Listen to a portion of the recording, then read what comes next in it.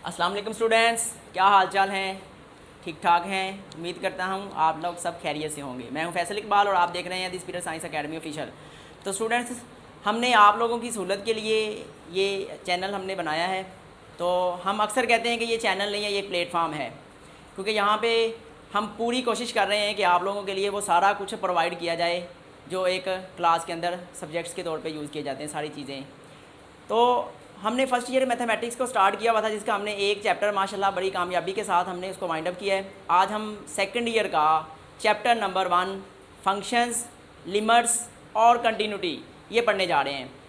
तो इस function, limit और कंटिन्यूटी में सबसे पहले अगर हम ये बात करें कि हमने फ़ंक्शन को समझना है, तो फंक्शंस को समझने के लिए हमें सबसे पहले कार्टेशियन प्रोडक्ट आना चाहिए। अगर कार्टेशियन प्रोडक्ट हम उस पर ग्रिप कर लेते हैं तो उसके बाद बात आ जाएगी ऑर्डर पेयर्स की। तो ऑर्डर पेयर का जब हम कॉन्सेप्ट सीख लेंगे, यानी कि कार्टेशियन प्रोडक्ट और ऑर्डर पेयर का दोनों का कॉन्सेप्ट समझने के बाद, जब दोनों का कॉन्सेप्ट हमें समझ आ जाएगा तो हमें फ़ंक्शन को समझने में बड़ी आसानी हो जाएगी। तो इसलिए हम पहले कार्टेशियन प्रोडक्ट पढ़ेंगे, फिर हम पढ़ेंगे ऑर्डर पेयर पढ़ेंगे और देन हम जाएंगे फंक्शंस पे। तो स्टूडेंट्स, हम ये सारी मेहनत आप लोगों के लिए कर रहे हैं। तो अगर आपको हमारा काम अच्छा लग रहा है तो हमें सपोर्ट करें, ज़्यादा से ज़्यादा सपोर्ट करें। हमें ज़्यादा से ज़्यादा सपोर्ट करने का फ़ायदा ये होगा कि जितना आप लोग हमें सपोर्ट करेंगे, हम आप लोगों के लिए उतनी ही ज़्यादा मेहनत करके और भी ज़्यादा इन्फॉर्मेटिव वीडियोस लेके आएंगे। तो आप लोग लेक्चर सुन के जाया ना करिएगा, बैठे रहा करें तब तक जब तक आप वो रेड बटन नहीं दबा देते। तो मेरी रिक्वेस्ट है कि हमारे चैनल को लाजमी आप सब्सक्राइब करें। हमारे जो लिंक्स हैं इन चैनल के, वो अपने दोस्तों को फॉरवर्ड करें, लाइक करें और कमेंट करके भी हमें अपने व्यूज़ से आगाह किया करिएगा कि हमें ये हम जो वीडियो बना रहे हैं ये आप लोगों को कितनी ज़्यादा हेल्पफुल है। तो चलते हैं अपने टॉपिक की तरफ। तो हम टॉपिक अपना स्टार्ट करेंगे कार्टेशियन प्रोडक्ट। तो स्टूडेंट्स, टॉपिक है कार्टेशियन प्रोडक्ट। कार्टेशियन प्रोडक्ट में let A and B two non empty sets. Cartesian product को समझने के लिए हमारे पास दो सेट्स होंगे और दोनों सेट्स के ऊपर कंडीशन है कि वो नॉन एम्प्टी होने चाहिए, यानी कि उनके अंदर कोई ना कोई एलिमेंट लाजमी लिखा होना चाहिए। ऐसा ना हो कि दोनों ही जो सेट हैं वो खाली हों, एम्प्टी सेट हों। तो एम्प्टी सेट नहीं होने चाहिए। Let A and B two non empty sets, then Cartesian product of A and B is denoted by A cross B. Cartesian product of A B कैसे डिनोट करते हैं? A cross B. And is defined as, और इसको हम define किस तरह से कर सकते हैं? A cross B is equal to X comma Y, और ये जो एक्स कोमा वाई है ये हमारे पास ऑर्डर पेयर होता है। X comma y such that x belongs to the set A and y belongs to the set B. जो हमारे पास एक्स होगा वो ए सेट में से होगा और जो वाई होगा वो बी सेट में से होगा। तो हम कंसीडर कर लेते हैं कि कोई ए सेट है जिसके अंदर हमारे पास 3 एलिमेंट्स हैं, ए बी और सी। इसी तरह एक बी सेट है जिसके अंदर ए और बी हैं। तो हम करेंगे क्या स्टूडेंट्स? हम इन दोनों सेट्स का कार्टेशियन प्रोडक्ट करेंगे। कार्टेशियन प्रोडक्ट करने का मतलब है ए को मल्टीप्लाई करेंगे बी के साथ, यानी ए सेट का हर एलिमेंट मल्टीप्लाई होगा दूसरे सेट के एलिमेंट के साथ। तो जैसे यहाँ पे मैंने लिखा A cross B is equal to, A के अंदर एलिमेंट्स हैं 1 2 3, फिर क्रॉस, और बी के अंदर जो एलिमेंट्स हैं वो हैं ए और बी। तो हम यहाँ पे क्या काम करेंगे? हम जो पहले सेट का ये 3 एलिमेंट्स हैं, इन तीनों एलिमेंट्स में जो पहला एलिमेंट है उसको हम दूसरे सेट के दोनों एलिमेंट्स के साथ मल्टीप्लाई करवाएंगे। इसी तरह हम क्या करेंगे, ये जो हमारे पास दूसरा एलिमेंट है पहले सेट का, इसको भी हम दूसरे सेट के पहले एलिमेंट से मल्टीप्लाई करवाएंगे और दूसरे सेट के दूसरे एलिमेंट के साथ मल्टीप्लाई कराएंगे। इसी तरह ये जो तीसरा एलिमेंट है पहले सेट का, इसको हम पहले एलिमेंट के साथ मल्टीप्लाई करवाएंगे और दूसरे सेट के दूसरे एलिमेंट के साथ मल्टीप्लाई करवाएंगे। तो स्टूडेंट्स, आपको यहाँ पे नज़र आ रहा है कि पहले एलिमेंट, ये जो पहला एलिमेंट है सेट का, दूसरे सेट के हर एलिमेंट से मल्टीप्लाई हो रहा है, पहले सेट का दूसरा एलिमेंट दूसरे सेट के सारे ही एलिमेंट से मल्टीप्लाई हो रहा है, और तीसरा जो एलिमेंट है पहले सेट का वो दूसरे सेट के दोनों एलिमेंट्स के साथ मल्टीप्लाई हो रहा है, यानी कि यहाँ पे कोई भी एलिमेंट खाली नहीं बच रहा। तो अब हमने मल्टीप्लाई किया तो कैसे लिख सकते हैं, 1 को मल्टीप्लाई किया ए के साथ, आपने ऑर्डर पेयर में लिखना है x, y की फॉर्म में, और फिर पहले हमने मल्टीप्लाई किया था b के साथ, यानी 1, b, फिर 2, a, फिर 2, b, फिर 3, a और 3, b। ये हमने लिख लिया a का b के साथ कार्टेशियन प्रोडक्ट, ये हमने लिख लिया और इसको हमने इक्वेशन नंबर 1 का नाम दे दिया। अब हम इसी तरह जैसे हमने a का क्रॉस निकाला है b के साथ, इसी तरह हम निकाल लेते हैं सिमिलरली में b का क्रॉस a के साथ। तो अब b का क्रॉस a के साथ कैसे करेंगे, तो अब पहले सेट b के एलिमेंट्स को मल्टीप्लाई किया जाएगा a के एलिमेंट्स के साथ, यानी जो सेट दूसरा सेट है उसके एलिमेंट्स के साथ, सारे एलिमेंट्स के साथ मल्टीप्लाई किया जाएगा। तो हमने पहले b सेट मेंशन कर दिया, फिर हमने a सेट मेंशन कर दिया। अब प्रोसेस वही जैसे यहाँ पहले सेट के सारे ही एलिमेंट्स को दूसरे सेट के एलिमेंट्स से हमने मल्टीप्लाई किया, इसी तरह b क्रॉस a में भी यही प्रोसेस करेंगे। a को मल्टीप्लाई किया 1 से, a, 2, फिर a, 3 और अब फिर b, 1, b, 2 और b, 3। तो हम इसको इक्वेशन नंबर 2 का नाम दे देंगे। अब हम इन दोनों इक्वेशंस का, इक्वेशन नंबर 1 और इक्वेशन नंबर 2 का कंपैरिजन करते हैं कि इनमें क्या चीज़ आए। तो हमने कंपेयर किया या लिखते हैं फ्रॉम 1 and 2 वी गेट, हमें क्या मिलेगा। तो स्टूडेंट्स यहाँ देखें a क्रॉस b में क्या लिखा हुआ है, a 1, a, तो यहाँ पे देखें a, 1 लिखा हुआ है, तो दोनों सेम नहीं है। यहाँ पे x के तौर पे 1 है, y के तौर पे a है, और इस केस में क्या है, a जो है वो x के तौर पे यूज़ हो रहा है और जो 1 है y के तौर पे यूज़ हो रहा है। तो दोनों के ऑर्डर्स सेम नहीं है, तो ऑर्डर दोनों के सेम होने चाहिए। अब दोनों के ऑर्डर्स तो सेम नहीं है, तो हम फिर क्या लिखेंगे, Cartesian product of A B is not equal to Cartesian product of B A. यहाँ पे एक बात आप क्लियरली देख लें कि इसके अंदर 1, 2, 3, 4, 5 और 6, इसके अंदर जो ऑर्डर पेयर्स हैं उन ऑर्डर पेयर्स की तादाद 6 है इक्वेशन नंबर 1 में। अब इक्वेशन नंबर अगर 2 में आए तो इक्वेशन नंबर 2 में भी 1, 2, 3, 4, 5 और 6 number of order pairs in a cross b is equal to number of elements या orders in order pairs in b cross a। तो उनके एलिमेंट्स तो बराबर हो सकते हैं, यानी जो उनके अंदर ऑर्डर पेयर यूज़ हो रहे हैं वो तो बराबर हो सकते हैं, पर दोनों का कार्टेशियन प्रोडक्ट जो है a क्रॉस b का b क्रॉस a के इक्वल नहीं हो सकता। तो ये स्टूडेंट्स आपने एक बात लाजमी यहाँ पे ज़हन नशीन कर लेनी है, क्योंकि पेपर में बहुत सी दफ़ा ये MCQs के तौर पे पूछा गया है। तो यहाँ पे हम इसी कार्टेशियन प्रोडक्ट के कुछ की पॉइंट्स को भी डिस्कस कर लेते हैं। तो पहला पॉइंट है कार्टेशियन प्रोडक्ट इज़ बेसिकली या सेट।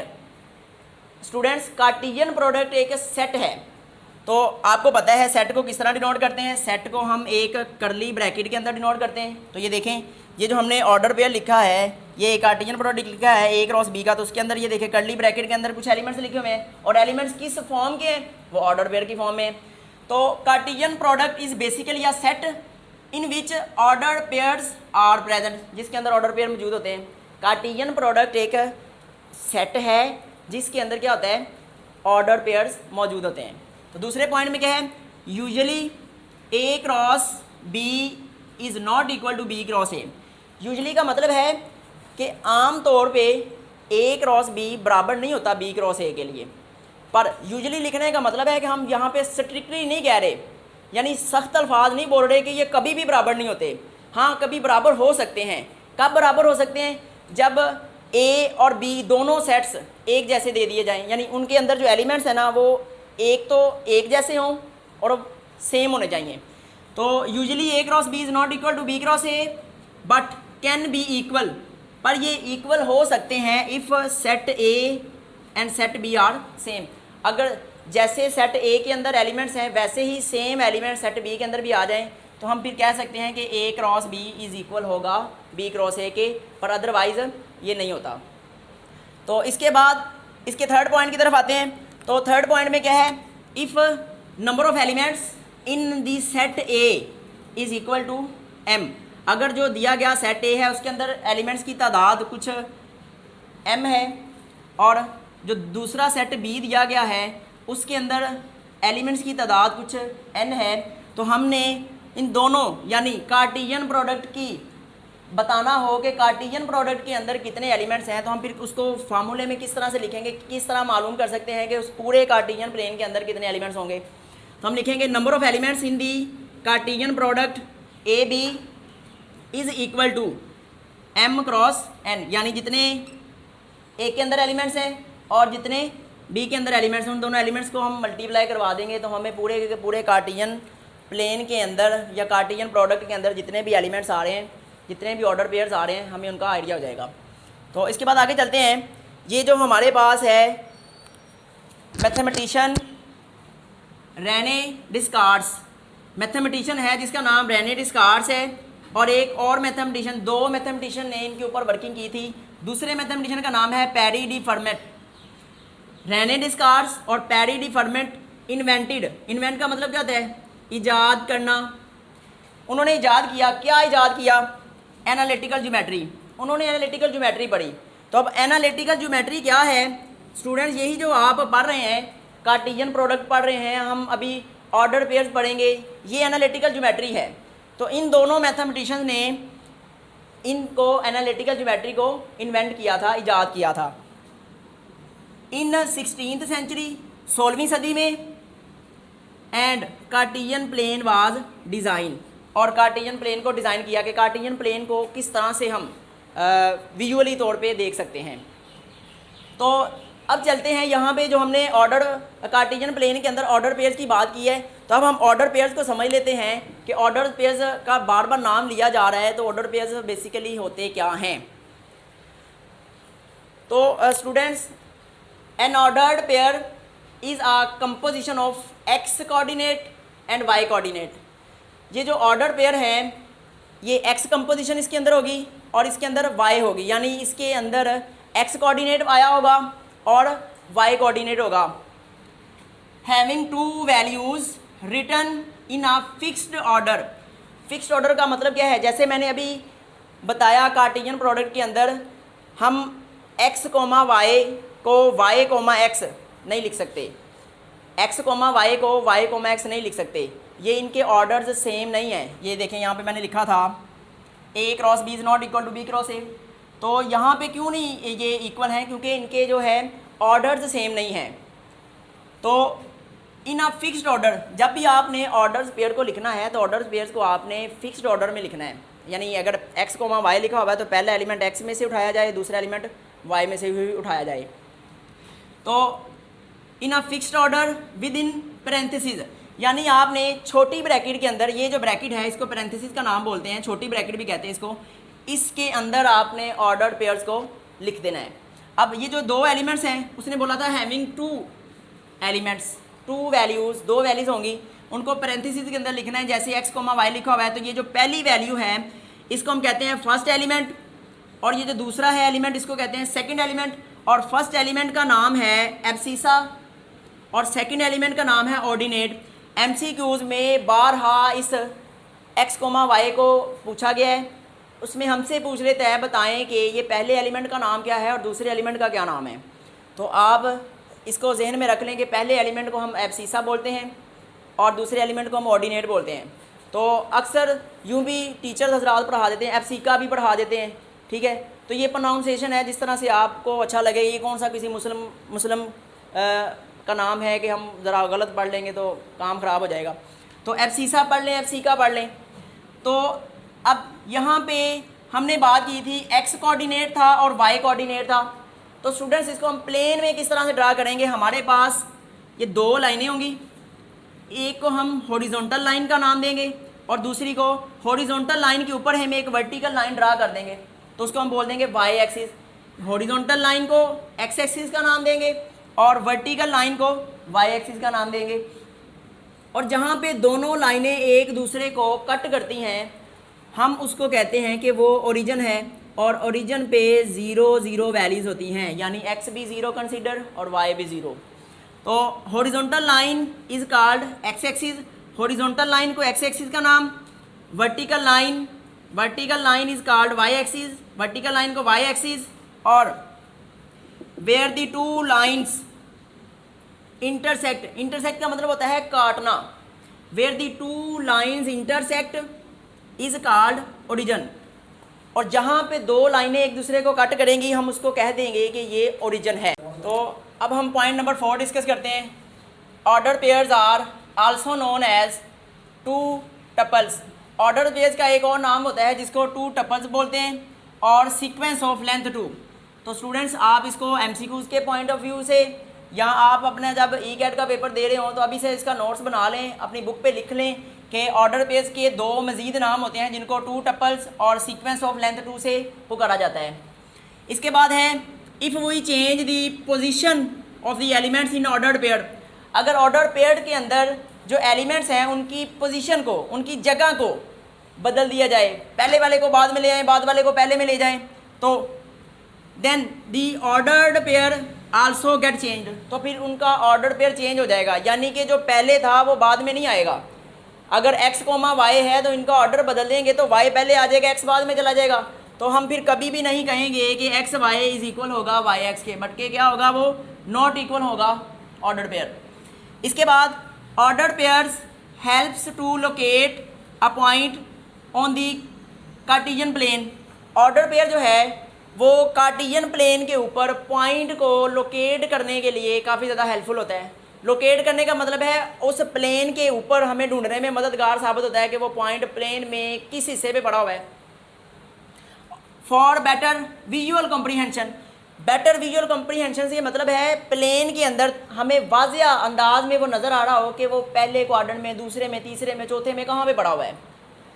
इसके बाद लास्ट पॉइंट है students, ordered pair is widely used, widely use का मतलब है वसी पैमाने पर, बहुत बड़े पैमाने पर इसको ऑर्डर पेयर को हम इस्तेमाल कर रहे हैं इन दी फील्ड ऑफ कंप्यूटिंग, कंप्यूटर की फील्ड में, एंड प्रोग्रामिंग लैंग्वेज, और ये जो प्रोग्रामिंग लैंग्वेज है स्टूडेंट्स ये भी कंप्यूटर की ही लैंग्वेज है।